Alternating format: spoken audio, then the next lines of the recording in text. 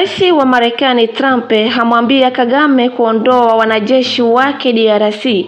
Mwanadiplomasia mkuu wa rais wa Marekani Donald Trump barani Afrika amesisitiza kuwa waasi wa M23 mashariki mwa Jamhuri ya Kidemokrasia ya Kongo lazima wasitishe mapigano na kwamba Rwanda lazima ikomeshe msaada wake wa kijeshi kwao.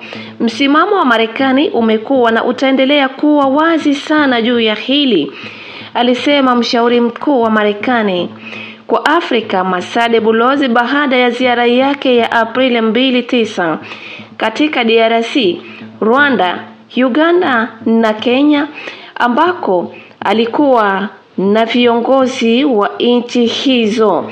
Waasi wa M23 lazima waweke chini silaha zao na vikosi vya Rwanda lazima viondoke kutoka DRC. Bulozi aliwaambia waandishi habari wa Afrika katika mkutano wa mtandaoni siku ya Alhamisi.